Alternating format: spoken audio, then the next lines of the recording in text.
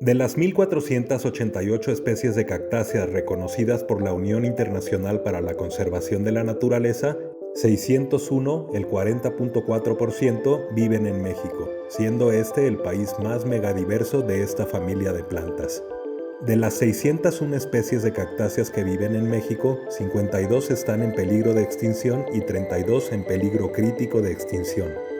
Para conocer más sobre el estado de conservación de estas especies, que han maravillado a coleccionistas botánicos de todo el mundo por su variedad de formas, colores, texturas y preciosas flores, entrevistamos a dos investigadores que han dedicado su vida al estudio y preservación de las cactáceas. Ambos viven y desarrollan su actividad de conservación en una zona conocida como el Desierto Querétaro Hidalguense, una zona geográfica que, a pesar de su tamaño, es hábitat para 110 especies de cactáceas, de las cuales 17 están amenazadas. Por un lado, hablamos con Emiliano Sánchez Martínez, director del Jardín Botánico Regional de Cadereyta desde hace 22 años. Presidente de la Asociación Mexicana de Jardines Botánicos, ha publicado más de 70 artículos especializados de divulgación científica.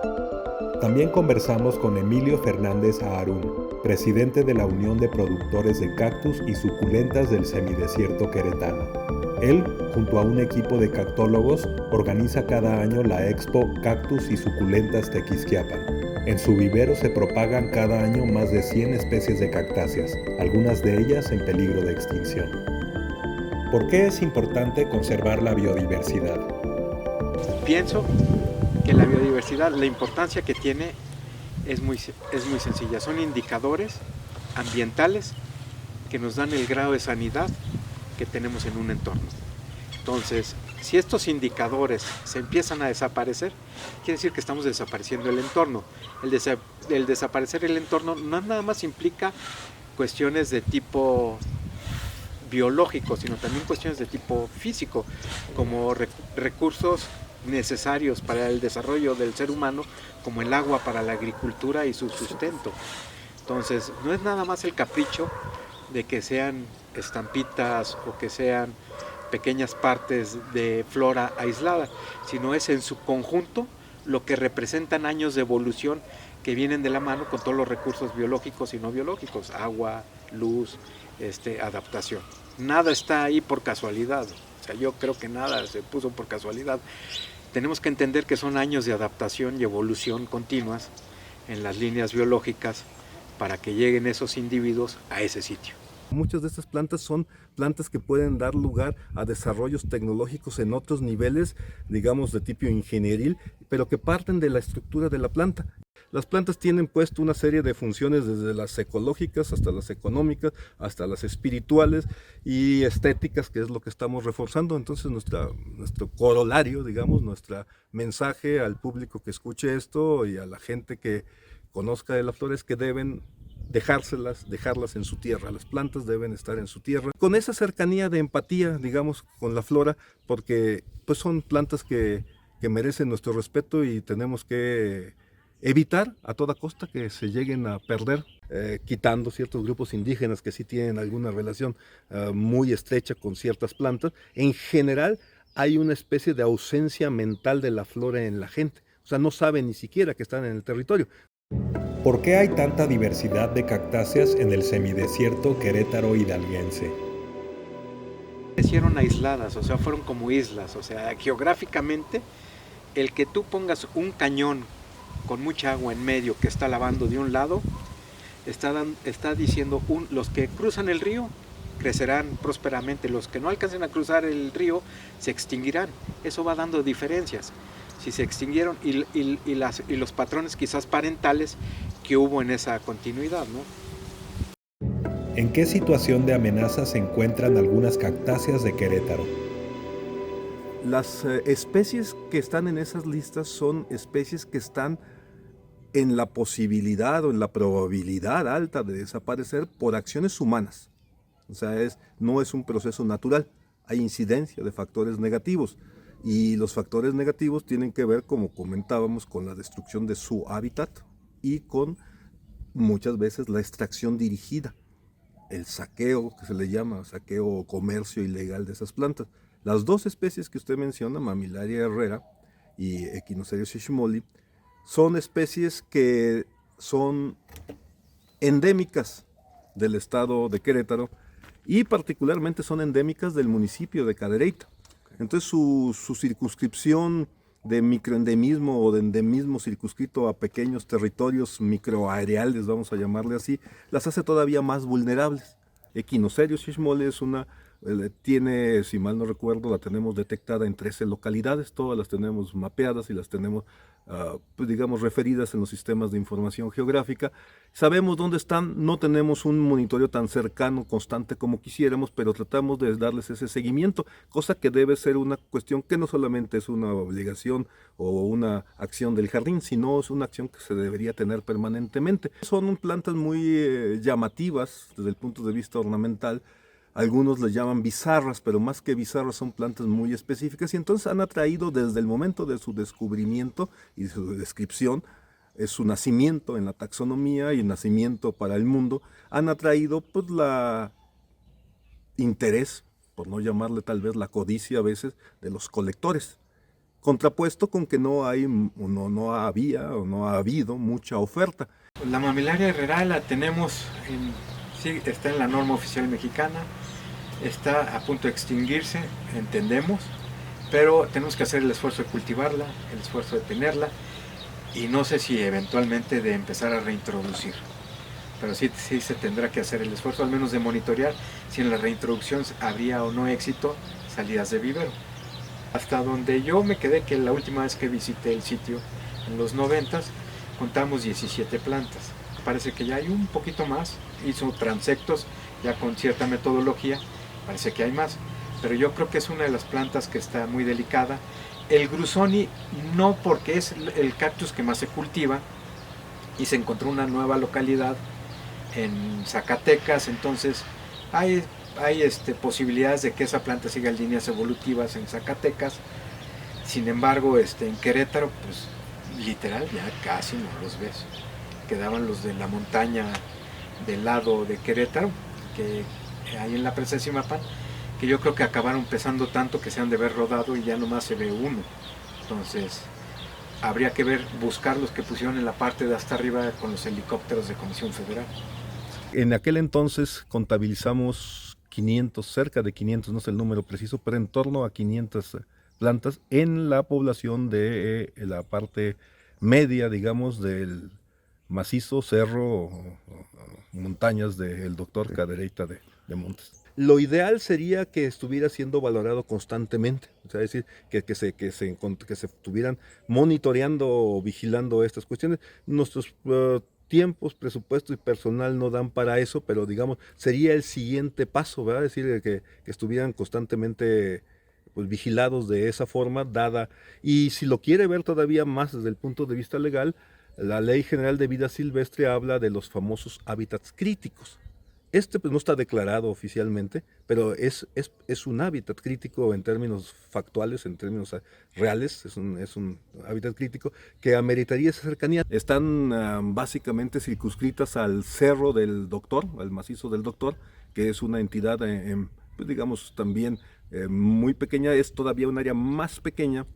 Y en esta parte las poblaciones han tenido también los dos factores, tanto distintas obras de infraestructura que las han afectado, hasta este saqueo que se vuelve consuetudinario, o sea, a lo largo del tiempo han ido extrayendo. La zona del Cerro del Doctor y una superficie de un poco más de 1.600 kilómetros la tenemos declarada internacionalmente como Key Biodiversity Area, o sea, área clave para la diversidad, cuyo propósito es proteger distintas especies, pero básicamente este tipo de especies que crecen en ese lugar y en ninguna otra parte del mundo, y que sus poblaciones están pues afectadas por estos riesgos severos o no severos, digamos estos riesgos tan insidiosos que las ponen al borde de la extinción. Las barrancas en sí les dan una cierta protección y es probable que eso las haga que persistan ahí un tiempo, porque esperemos que no haya ninguna obra en esos lugares que digamos destruya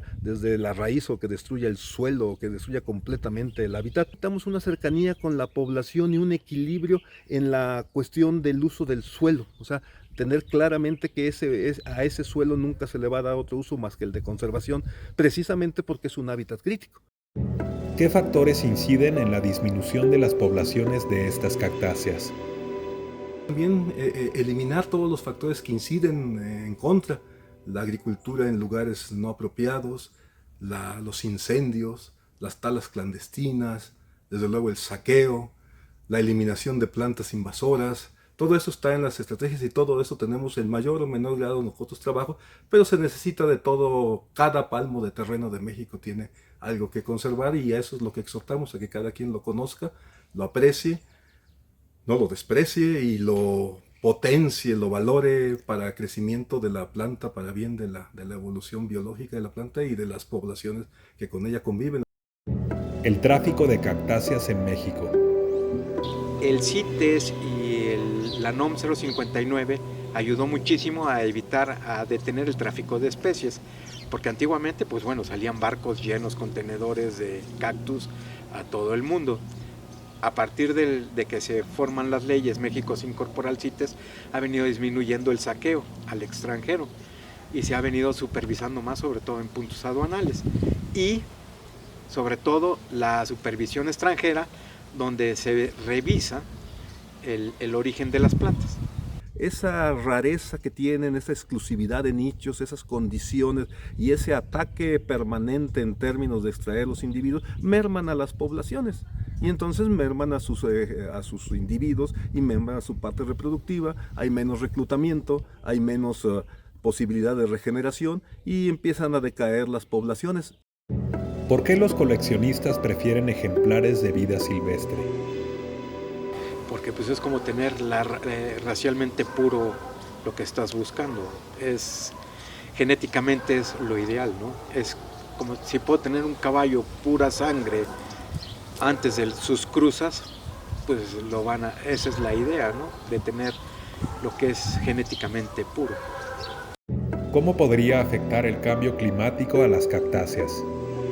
Yo creo que sobre todo los cactus que están en partes frías, como se está calentando, van a ser muy propensos a plagarse, a poder, una planta en estrés es muy fácil que se mueran, bosques se mueren empieza el descortezador no le llega a la parte invernal, los insectos al no tener su limitante térmica de acción, en ese momento empiezan a hacer la primera destrucción y pues vienen acompañados de hongos y de otros patógenos que vienen acabando con las plantas.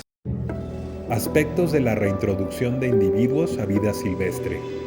Entonces siempre va a ser la intención tener material para tenerlo disponible en caso de que las poblaciones lleguen a desaparecer o mermarse. El material de nosotros tiene la ventaja, déjeme explicarle primero, que procede de plantas que en un momento dado estuvieron en el campo. Algunas ya son 2 generaciones o más. La semilla es inmediata, digamos, sabemos las localidades y el germoplasma es de esas localidades, que a veces no pasa en otros jardines botánicos, ¿no? Que están, digamos, tienen material y no saben de dónde vino, saben qué es la especie, pero no saben, perdieron el registro. Juntamos pedimos semillas a distintos lugares, tenemos semillas, y entonces diversificar, aunque se ven iguales, tienen más diversidad genética, con el ánimo, pues, del que las estén lo mejor preparadas para volver al campo. Tenemos la probabilidad de llevarnos genética que pareciera similar, pero que no fuera la ideal del sitio en líneas evolutivas continuas.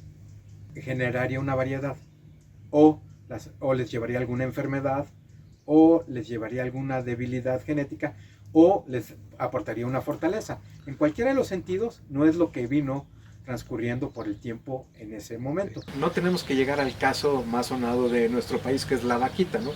Que queden 30 individuos para que esperemos que un pool genético va a tener éxito. Digo, cruzándose entre primos y gente muy cercana familiar, pues van a venir enfermedades degenerativas, ¿no? Por el no estarle metiendo genética nueva a esa especie, entonces, o de cruza que venga de otras regiones. Eso pues va a generar deterioro genético y pues eventualmente la extinción, ¿no?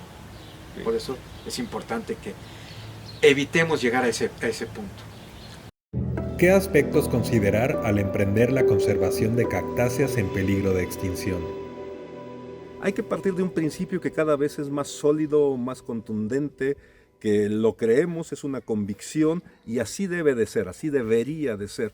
Es que los recursos son propiedad de la nación, son propiedad de los mexicanos, pero la acción directa, tanto de su aprovechamiento, de su manejo y de su conservación, recae o debe recaer con la debida responsabilidad y conciencia en la gente, en las comunidades que tienen el recurso en su territorio. Yo creo que primero conociéndolas, segundo, no apanicándose de que hay o pensando que son los dinosaurios. Luego hablamos de la extinción y pensamos que son de dinosaurios, de cosas pasadas. No, el presente está aquí, lo tenemos en las manos. Esos son los retos, conservar. Ese es lo que tenemos que hacer. Esos son los aportes, estar en la conservación, sobre todo la conservación in situ, en los lugares donde han tenido todas sus líneas de evolución. Si queremos una planta, cómprenla de vivero, conózcanlas, ténganlas, vean la dificultad que es tenerlas, y eso nos da curvas de aprendizaje para poder hacer para poder disfrutar de la biodiversidad. Ahora se traen más cactus de fuera, de Tailandia y de no sé qué tantas cosas, variedades, que puede ser como traer maíces transgénicos. Ocupémonos en cuidar las especies que son de nosotros, las especies mexicanas, que tenemos la pureza genética en nuestras manos, en vez de estar trayendo cultivares, variedades que están siendo desarrolladas en otros lados. Todo es bonito, yo sé que todo es bonito y siempre caemos en la tentación de traer. En general hay un consenso de la humanidad y hay una serie de actividades con todos los defectos humanos, pero con esa idea de lograr finalmente esta empatía y este balance con la naturaleza. Algunos balances son totalmente, pues digamos, tienen métricas, son cuantificables y han sido rebasados, ¿no? Toda esta armonización pues es producto de varios programas, el jardín hace sus partes, pero también necesitamos que las corrientes converjan, ¿no? O sea, que vayamos formando, metafóricamente hablando, un río que vaya teniendo más caudal y más caudal hasta lograr una mínima sincronización que por lo menos nos aleje de esos extremos que son riesgosos, ¿no? O sea, que entremos dentro de los límites de control de la tierra. ¿Cómo crear conciencia social para la conservación de estas especies? Que la conciencia se genere a través del razonamiento. Y entonces pues lo que recomendamos es tener un programa educativo sólido, completo, bien pensado, bien estructurado. Nosotros tratamos de hacerlo así con un programa conceptual, metodológico y de prácticas. Nuestra educación es no formal, digamos, no es una educación en aula. No es que los queramos hacer a todos biólogos o todos botánicos, pero sí es indispensable que dada la época en que se vive, se conocieran todas estas cuestiones. También está estudiado, esto lo tenemos con estos grupos que trabajamos apenas recientemente, que el conocer no necesariamente cambia las conductas. Entonces es muy importante que, por un lado, pues vayamos ganando adeptos y sincronizando a la humanidad en esto, sin que sea un adoctrinamiento, sino que sea un proceso de entendimiento, de razonamiento. Entonces, educar constantemente, de manera sistemática, permanente, también lúdica. A lo mejor hay gente que tiene más inteligencia llamada naturalística. Entonces hay que utilizar este tipo de gente, utilizarla en el buen sentido o potenciarla para que eduquen a los demás. Nosotros no estaríamos más contentos de que ocurriera que desaparecieran las instancias que educan al medio ambiente y que cada individuo tuviera su norma personal de valor y entre ellos actuar. Es decir, que cada persona en cada lugar hiciera lo que debe hacer en términos de su relación con el medio ambiente, pero también en términos de la sociedad. En el Jardín Botánico Regional de Cadereyta se da mucho énfasis al contacto físico con las plantas.